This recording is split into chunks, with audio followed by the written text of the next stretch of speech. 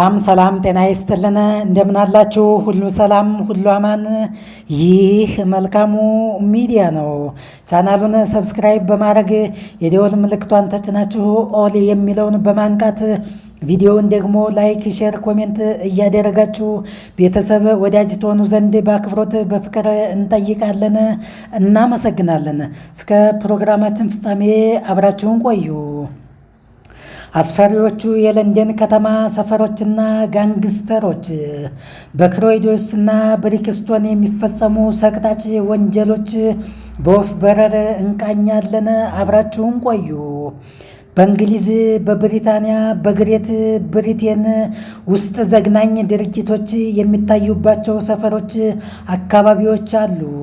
ሞዛርት፣ ኒውሃም፣ ሳውዝዋርክ፣ ላምቤት፣ ታወር ሃምሌቶች፣ ብሬንት፣ ኢሊንግ፣ ካምዴን፣ ዊስት ሚኒስተር፣ ሃክኒ፣ ላምቤዝ፣ ሃሪንጌ፣ ላይን የሚዘገንን ለጆሮ የሚከብድ ወፋፍራም እኩይ ተግባራት የሚፈጸምባቸው ስፍራዎች ሲሆኑ ከሁሉም በላይ ደግሞ ክሮይዶንስና ብሪክስቶን የባሰ የከፋም የከረፋም ወንጀሎች በአደባባይ በሐላል በይፋ በግልጽ በድፍረት ይከወናሉ። ክሮይዶንስና ብሪክስቶን በጣም ውድ የሚባሉ አገልግሎቶች የሚሰጡባቸው የሀብታም ሰፈሮች ናቸው።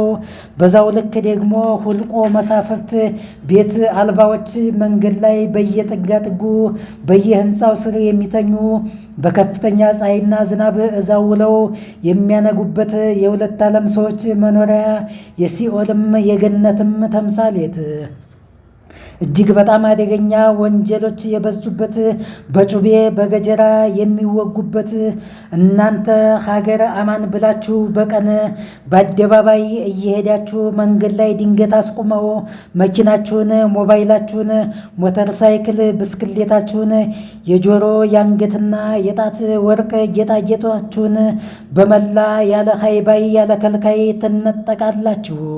አልሰጥም አልለቅም እምቢኝ ብላችሁ ከታገላችሁ፣ ካንገራገራችሁ፣ ከተሳደባችሁ፣ በፎቶና ቪዲዮ መረጃ ለመያዝ ለማሳጣት ከሞከራችሁ ደግሞ መተኪያ የለሽ አንድያ ነፍሳችሁን ወበከንቱ ትነጠቃላችሁ፣ ታጣላችሁ።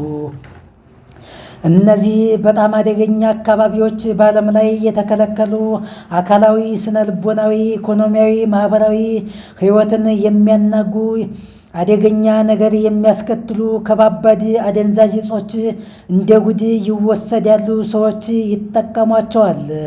የነገሩን ነገር በደንብ መግለጽ ካስፈለገ ሰዎቹ ልክ እንደ እህል ውሃ ይበሏቸዋል፣ ይጠጧቸዋል፣ ይመገቧቸዋል ማለት ሳይቀል አይቀርም።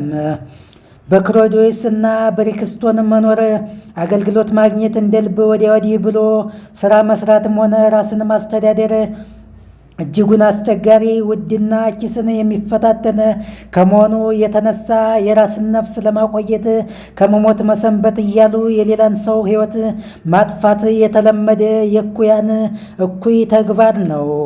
ሽጉጥ አሊያም አንዳች እብድ የሚያክል ጩቤ ይዞ መንቀሳቀስ፣ ስልክ፣ ሞባይል የመያዝ አይነት እንደ ቀላል ይቆጠራል፣ ይታያል። በብሪታንያ ስፍር ቁጥር የሌላቸው የማፊያ የወንጀለኛ ቡድኖች እንደሚገኙ ይህ የወንጀል ታሪክ ውርስ ይመስል ከ1920ዎቹ ጀምሮ ሲወርድ ሲወራረድ የመጣ መጥፎ ልምምድ በተለይም የውጭ ሀገር ዜጎች ስደተኞች በብዛት በሰፈሩባቸው በሚኖሩባቸው መንደሮች ክቡር የሆነው የማይተካው የሰው ልጅ ሕይወት እንደ ተስያት ቅጠል ይረግፋል፣ ሀብት ንብረት ይዘረፋል። በነገራችን ላይ ብሪታንያ ለንደን በርካታ አካባቢዎች እንኳንስ ለቱሪስቶች እንኳን ለፀጉረ ልውጥ ለሀገሬው ሰው ሳይቀር አደገኛ ዞኖች ተብለው በቀይ ቀለም የተሰመሩ የማስጠንቀቂያ ምልክት የተደረገባቸው በጉዞ አመላካች ካርታዎች ማስታወሻዎች ላይ ሳይቀር የተቀመጡ ስፍራዎች ከብዙ በጥቂቱ ክሮይዶንስ፣ ብሪክስቶን አሁን በቅርብ ጊዜ 2025 አዲሱ የፈረንጆች ዓመት ከገባ በኋላ ማንቸስተር እና ሊቨርፑልን ጨምሮ በውስጥ ሚድላንድስ ክልል በደቡብ የባህር ዳርቻ በሰሜን እንግሊዝ ከተሞች ዙሪያ ገባውን ዓይን ያወጣ ዘረፋ፣ ንጥቂያ፣ ቅሚያ በሽጉጥ በጩቤ በገጀራ ሰውን ከማቁሰል እስከ መግደል ደረጃ የደረሰ የከፋ ወንጀል በተደራጁ ከ90 በላይ በሆኑ ወሮበላዎች ማፊያ ቡድኖች አማካኝነት እንደሚፈጸም ከባድ የተደራጀ የወንጀል ኤጀንሲ መረጃውን ይፋ አውጥቷል። ብታምኑም ባታምኑም በ10 የለንደን አደገኛ አካባቢዎች በ2024 ዓ.ም ብቻ 3123 ወንጀሎች ተፈጽመዋል።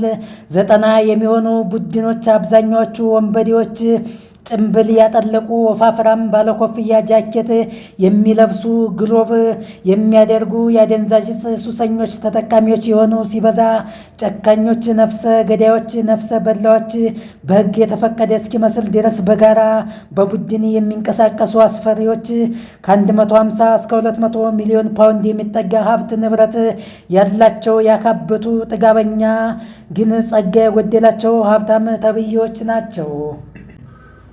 እስኪ ቀጥሎ ደግሞ አጫጭር ዓለም አቀፍ ዜናዎችን እናስደምጣችሁ።